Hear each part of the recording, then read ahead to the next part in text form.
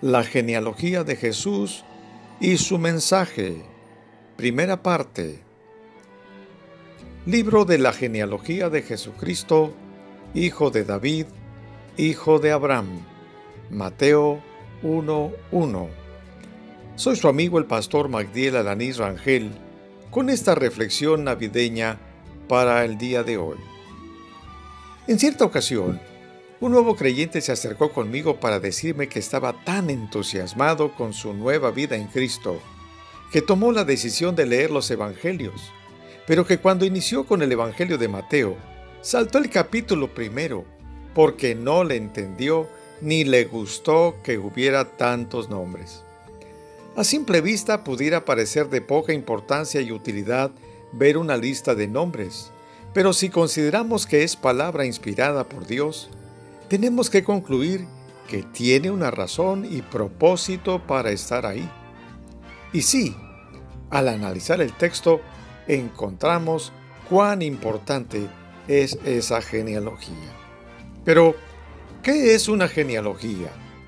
El diccionario de la Real Academia Española dice: es una lista de ascendientes y antepasados de una persona. Al leer el Evangelio de Jesucristo según San Mateo, tenemos que tener claro que fue escrito para judíos. El propósito de ello fue demostrar que Jesús venía del linaje del rey David. De esta manera, exponía con claridad y contundencia que Jesús de Nazaret era el Mesías anunciado por Dios por medio de sus siervos los profetas, el que salvaría al pueblo de sus pecados. Mateo inició su evangelio escribiendo la genealogía de Jesucristo a partir del patriarca Abraham hasta llegar a José, esposo de María. Cuando leemos la lista de antepasados de Jesús, de inmediato nos damos cuenta que hay toda clase de personas en ella, las cuales no son precisamente un gran ejemplo de virtud, debemos decirlo. Empero, están ahí para que nos demos cuenta que Dios trabaja con el ser humano en su situación concreta, con sus deficiencias, errores y pecados. Dios lo llama, lo elige para su honra y su gloria, lo transforma radicalmente durante su peregrinar con Él y lo usa para cumplir sus propósitos eternos. Todo por su gracia, amor y misericordia infinitos. Comentemos entonces solo algunos personajes. Abraham, que nace en un contexto de paganismo, es llamado a salir de su tierra y su parentela. Cuando leemos los pasajes bíblicos, vemos cómo es enriquecido a causa de la belleza de Sara, mintiendo ante Faraón y Abimelech, diciéndoles que ella es su hermana y no su esposa. Esto se encuentra en Génesis capítulo 12, versículos 11 y 12 y Génesis 20, versículos 1 al 17. Dios castiga a ambos reyes por llevar a Sara a sus harenes, aunque no la tocaron. Abraham salió de Egipto y Gerar cargado de vacas, ovejas, asnos, siervos, criados, asnas y camellos. No obstante, con el caminar con el Señor, el patriarca llegó a conocer y amar a Dios y ser el padre de la fe, y Dios lo llegó a considerar su amigo. Vayamos a Isaac. Isaac repite la fórmula de su padre. También en Gerar le miente a Abimelech, rey de los filisteos, diciéndole que su esposa Rebeca era su hermana. Tenía miedo que lo mataran. Pensaba que ahí no había temor de Dios, igual que Abraham. El rey descubre que Isaac y Rebeca eran esposos y regaña al patriarca por su conducta mentirosa. Esto está en Génesis 26, versículos 9 al 11. Pero Dios mantiene con Isaac el pacto que hizo con Abraham. ¿Qué decir de Jacob? Fue un tramposo que engañó a su padre para obtener su bendición, y se aprovechó del hambre de su hermano para robarle su primogenitura. Génesis 27. De su familia, tampoco podemos decir que era ejemplar, pues sus hijos eran tremendos malvados que vendieron a su hermano José a los esclavistas. Esto está en Génesis 37. Sin embargo, Dios transformó radicalmente a Jacob y mantuvo el pacto que había hecho con su padre Isaac y su abuelo Abraham.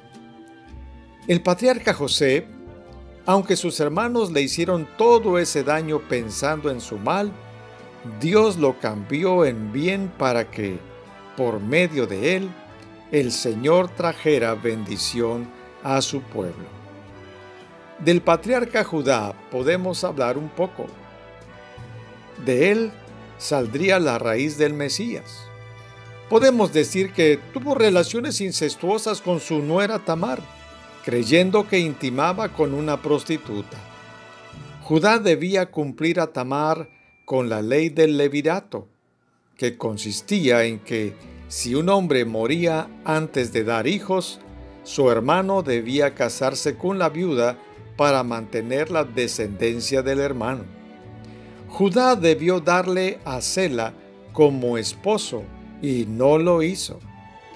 Ella se disfrazó de ramera para tener intimidad con su suegro y de esa manera mantener la descendencia de su esposo. Esto está en Génesis 38, versículos 12 al 26. Y a propósito, la ramera Rahab, aquella mujer que escondió y salvó a los espías judíos que Josué envió a reconocer Jericó, está en Josué capítulo 2, ella está en la genealogía de Jesús.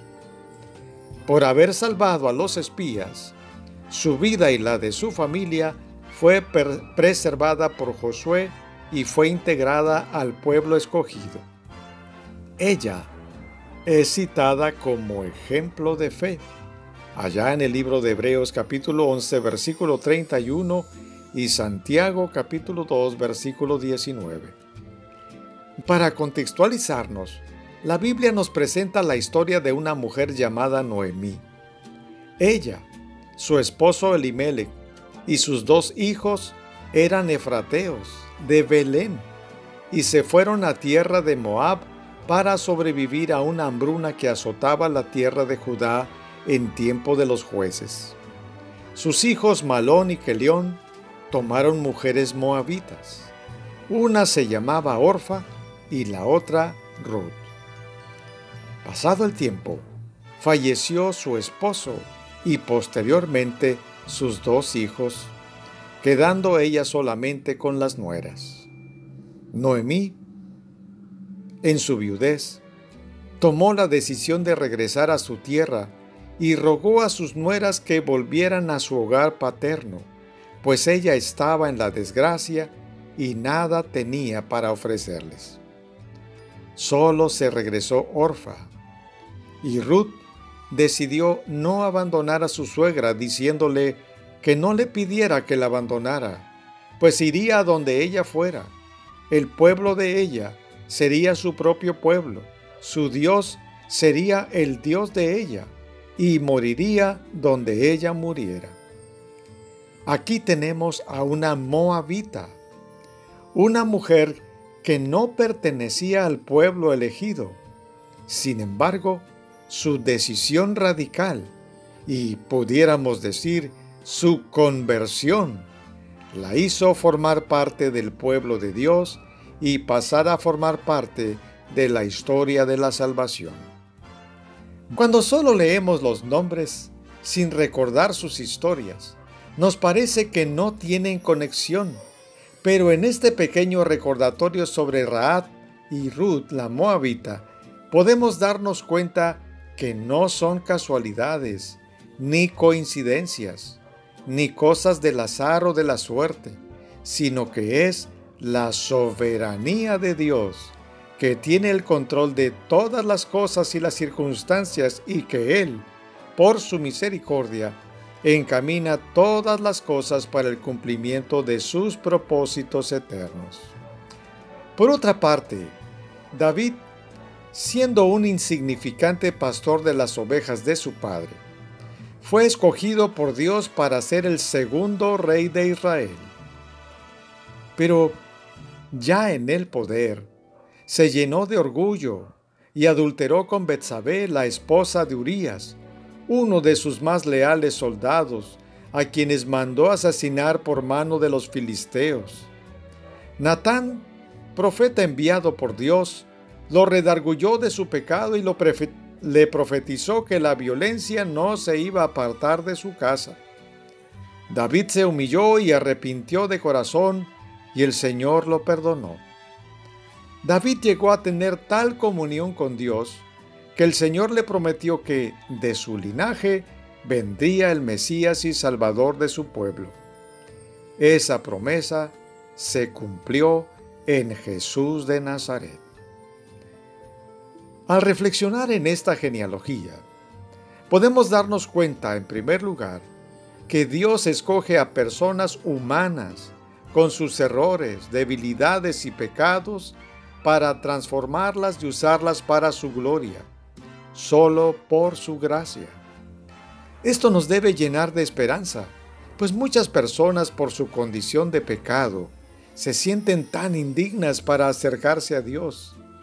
Pero nadie es digno, todos somos pecadores, y es en esa condición que Dios nos habla, nos llama al arrepentimiento, nos limpia y capacita para seguirlo y obedecer su voluntad. Solo debemos estar dispuestos a caminar con Él.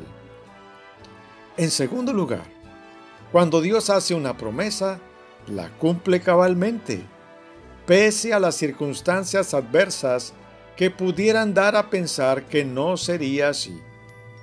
¿Cuántas veces nosotros, cuando pasamos por pruebas como sufrimiento, dolor, necesidad o enfermedad o grandes dificultades, vemos las circunstancias y pensamos que Dios se olvidó de nosotros, que nos abandonó o que se olvidó de sus promesas? Pero las historias de estos personajes solo nos muestran que Él es fiel, cumple lo que promete por su misericordia.